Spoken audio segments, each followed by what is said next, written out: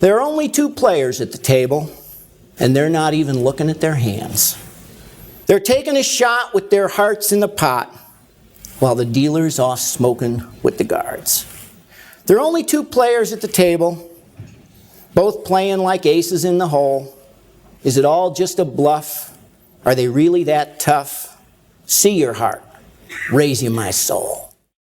If you've seen the documentary The Hot Shoe, you might recognize that audio clip. That was the bishop, Arnold Snyder, giving a speech at a wedding ceremony. Well, on June 6th of this year, the Blackjack community lost a giant when Arnold Snyder passed away. As recently as 2 years ago, Arnold Snyder was publishing books that were revealing strategies that are affecting the way APs attack the game to this day. Only a year ago, he spoke at one of our Blackjack boot camps, and he was sharing shuffle tracking strategies with us that he said he's not explained in any of his books. And the last time I talked to him, less than a year ago, he invited me over to his house to show me more shuffle tracking techniques that he's never publicly revealed. Unfortunately, I didn't get the chance to take him up on the offer. We wanted to take an opportunity to share a brief tribute to Arnold Snyder, and we have some stories from Max Rubin, StanPodolak, Anthony Curtis, and Tommy Hyland.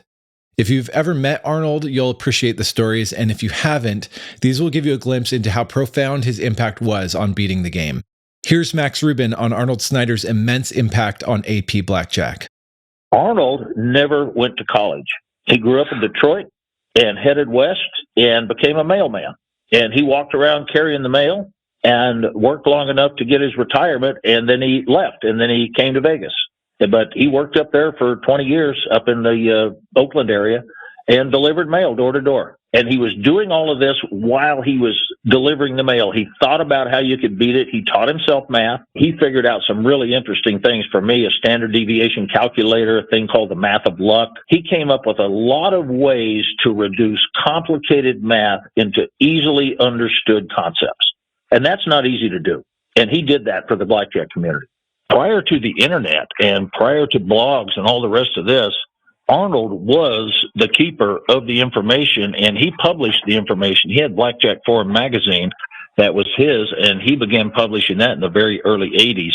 And he came up with so many interesting concepts, but he broke his first analysis of blackjack, and he broke it into 5 elements. And one was the number of decks in play. And it gave you the advantage that the house would gain virtually nothing with a single deck. They'd gain 0.31% with a double deck and so on, with the rules and why they were important. And he wrote a very simple 5-page paper on why this worked. And he talked about the rules. He talked about the number of players at the table, that one player would play 200 hands an hour, up to 7 players would play 65, but landed around 5 with 100 players. So you're getting 100 hands an hour. And it made sense. And then he got into what is depth. And depth is so powerful, and people didn't understand it, and the pros argued with him, mathematicians argued with him. But he proved that if you take a single deck and deal it 5 cards deeper, that you have a 100% greater chance of winning. You will double the money you make if they deal 5 cards deeper. On a 6-deck shoe, if they cut out 1.5 decks or 1 deck. So if you're going 4.5 or you're going 5 decks that you're playing, you make twice as much money with that extra half a deck that was cut off. And nobody believed him. And he was telling this in 1981, 1982. And people started believing him, and they started understanding how valuable penetration was for a game. And he kept this up, but he became the center of the blackjack universe. And this lasted from the 80s until the mid-90s when the internet came out. And then all the things that you see today were out there, but he was the keeper of everything. And what's really sad is he lost everything he had in a fire, in the great Oakland fire that happened in the early 90s, and burned his house to the ground. He had the world's largest collection of blackjack memorabilia, and nothing was left. There was not a thing left at his house. But his contributions are many, and we can talk about a couple. He popularized the unbalanced count. He came up with the red sevens count. And it was the first unbalanced count that led Olaf Van Cura and Ken Fuchs to come up with knockout blackjack, which is the second most popular counting system in the country right now. It's an unbalanced count, which is born of that red sevens. So they're either using the high-low, the Wong high-low, or they're using the knockout blackjack. And Arnold was responsible for that.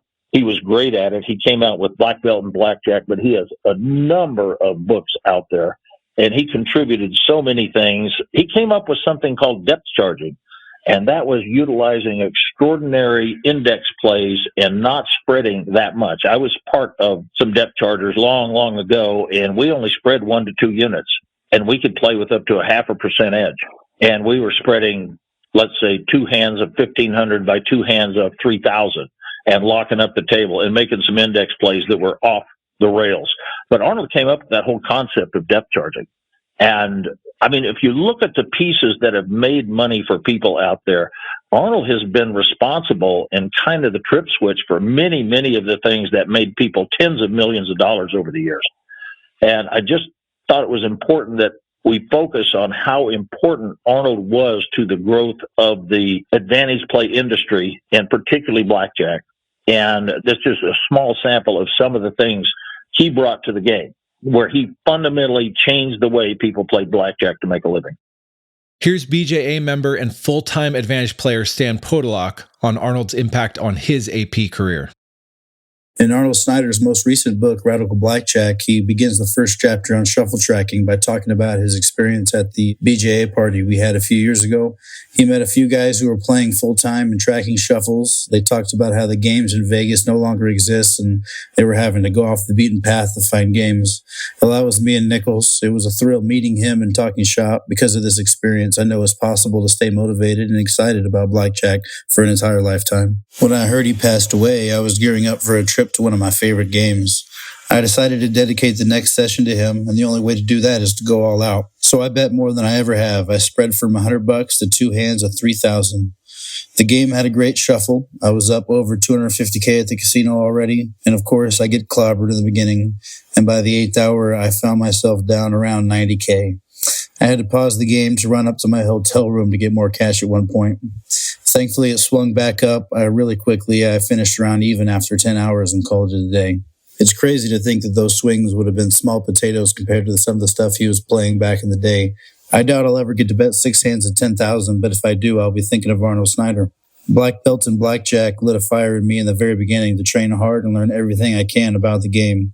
Blackjack Wisdom is a must-read. It humbled me and showed me what it means to love what you do. And Radical Blackjack has the power to flip on a light switch in the creative mind of any AP trying to get the money out. R.I.P. Bishop.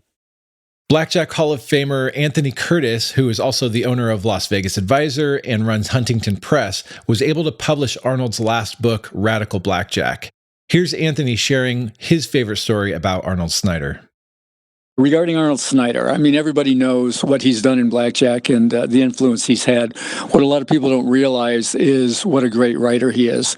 I've read him for years. Obviously, he started with Blackjack Forum, and I've been his publisher on a number of books. His first book, Black Belt and Blackjack, was highly influential with new ideas like the unbalanced count and various other things. For me, his book, Radical Blackjack, was kind of his final opus. I guess it was his opus. And the thing about Arnold is what a great writer he was. You know, there's a lot of guys who are good at blackjack. They can't get the words down. Arnold certainly could. I'm not sure how complimentary this is to Arnold. Arnold was pretty long-winded. He liked to talk. Once he was addressing the blackjack ball, he was given the chore of talking about the nominees for the Hall of Fame. And he just went on and on and on. I don't know how long it was, but everybody in the audience was starting to look at one another going, I mean, it was good stuff. He was talking, talking about each nominee very in-depth, the things that they had done to qualify.